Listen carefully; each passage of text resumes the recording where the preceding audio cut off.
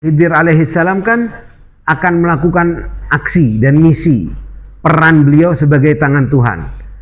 Tetapi yang dikisahkan ketika berjalan sama Nabi Allah Musa, 3 hal itu yang terjadi kan. Apa yang beliau lakukan? Melubangi perahu.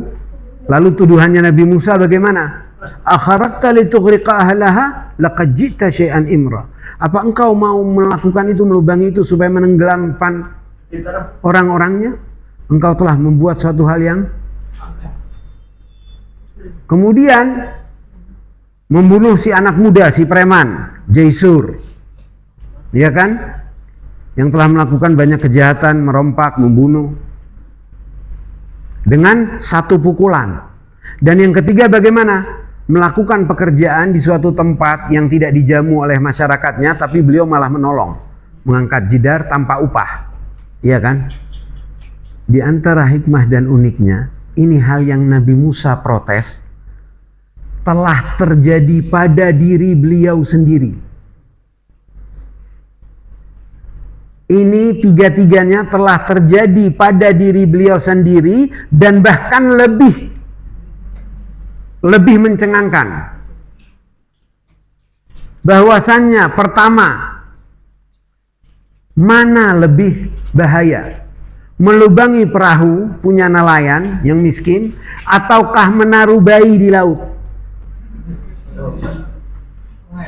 Nabi Musa waktu masih kecil, masih bayi, ibunya Allah suruh taruh di laut. La takhafi wa la tahzani. Jangan kau sedih, jangan engkau takut.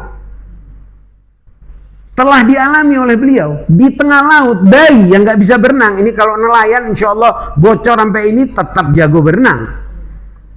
Apakah engkau melubangi untuk menenggelamkan orang-orangnya?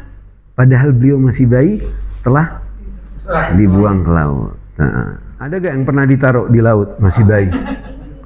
Bayangkan kalau ada orang yang ngelihat, dibilang itu ibu udah gila, gak mau ini anak. Padahal ini wahyu Allah. Dan Allah menyelamatkan dan bahkan memuliakan nantinya. Jadi apa yang beliau protes sudah terjadi pada dirinya dalam skala yang lebih dahsyat. Apa yang kedua? Nabi Musa saat di Mesir apa yang dilakukan? Beliau ngelihat salah satu orang mukmin berseteru, bertengkar dengan salah seorang prajurit Fir'aun, dan beliau tolong, beliau bantu karena memanggil, meminta bantuan, dan beliau dengan 1 pukulan mati itu orang. Jadi already happen terhadap dirinya. Tapi beliau selamat. Beliau lari. Khaifan yataraqqab, hijrah ke Madian. Dari Mesir tuh beliau sebelum menyeberang bersama umatnya, di masa ini sudah nyebrang, sudah hidup di Madian karena beliau buronan di Mesir gara-gara pembunuhan itu. Jadi terjadi tidak pada sosok sang Nabi Musa. Dengan pola yang sama, 1 pukulan, pek. Yang ketiga, bekerja begitu sampai di Madian, apa yang dilakukan? Masya Allah. Beliau membantu putri Nabi Syuaib dengan tanpa upah. Sampai putrinya itu balik ke ayahnya dan bilang, sebaik-baiknya engkau bisa pekerjakan adalah Al-Qawiyul Amin, orang yang kuat dan bisa dipercaya.